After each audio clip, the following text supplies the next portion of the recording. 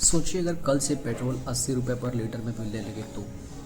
सुनने में ये बात बहुत ही अच्छी लगती है, लेकिन इससे जुड़ा हुआ एक बहुत ही बड़ा सवाल है, क्या इस नए फ्यूल को हमारी कार झेल पाएंगी? भारत सरकार ने E85 फ्यूल को मंजूरी दे दी है और अगर देखा जाए तो भारत सरकार इस टाइम पे बायोफ्यूल को बहुत ही बढ़ावा दे रही है। आइए समझते हैं कि E85 फ्यूल क्या है, इसका असर ना आम लोगों पे क्या पड़ेगा, किसानों पे क्या पड़ेगा और इसका असर देश पे क्या पड़ेगा। सबसे ज़रूरी बात, इसका असर व्हीकल्स, कार और बाइक्स पे क्या पड़ेगा। आइए समझते हैं।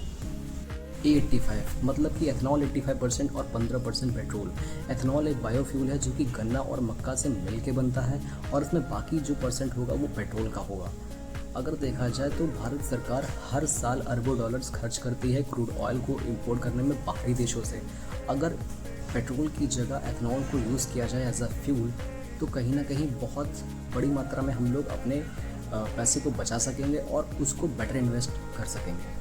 भारत सरकार एथनॉल E85 को इतना क्यों प्रमोट कर रही है? सबसे बड़े 3 रीज़न था। सबसे बड़ा रीज़न कि जो हर साल अरबों डॉलर्स ऑयल को इंपोर्ट करने में खर्च होता है बाहरी देशों में, तो वो इन्वेस्टमेंट बचेगी और कहीं ना कहीं वो इन्वेस्टमेंट बेटर जगह इन्वेस्ट हो सकेगी। दूसरी सबसे बड़ी चीज़, भारत की एनर्जी सिक्योरिटी मेंटेन हो सकेगी। और तीसरा सबसे बड़ा रीज़न कि इसका डायरेक्ट इम्पैक्ट और प्रॉफिट आम लोगों को मिलेगा और किसानों को मिलेगा, जिनसे एग्रीकल्चर प्रोडक्ट्स यूज़ किए जाएंगे एथनॉल को प्रोड्यूस करने में।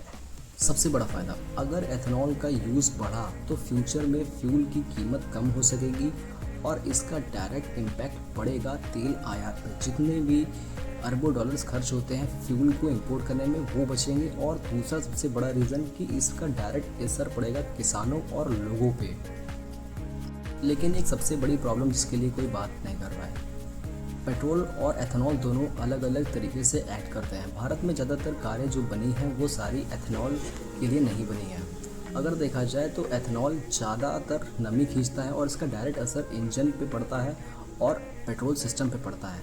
तो अगर देखा जाए ये रिएक्ट करेगा कार के इंजन पे और ये कार की लाइफ को डैमेज करेगा। ऐसी कारें जो एथनॉल के लिए नहीं बनी हैं उनका डायरेक्ट कुछ असर देखने को मिल सकता है, जैसे कि कार का माइलेज कम हो सकता है, कार का जो मेंटेनेंस है वो बढ़ सकता है और फ्यूल लाइन और इंजेक्टर पे इसका डायरेक्ट असर पड़ेगा। और अगर देखेंगे तो उसमें कार की डायरेक्टली और इनडायरेक्टली जो कार की लाइफ होती है वो भी कम होगी। लेकिन इस समस्या से निकलने का एक समाधान भी है, FFV फ्लेक्स फ्यूल व्हीकल। अगर देखा जाए तो ब्राज़ील जैसे देश एथनॉल को एज अ फ्यूल बहुत पहले से यूज़ कर रहे हैं। उनकी कार जो है एथनॉल के लिए बनी है, मतलब कि फ्लेक्स फ्यूल व्हीकल। ऐसी कार्स जो एथनॉल और पेट्रोल दोनों के लिए मिला के E85 फ्यूल भारत के लिए एक बहुत ही बड़ा अवसर है।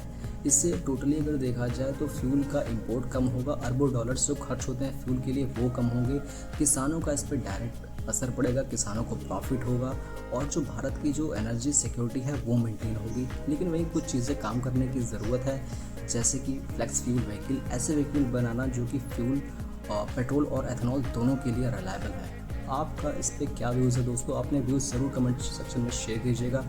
तब तक के लिए जय हिंद, जय भारत।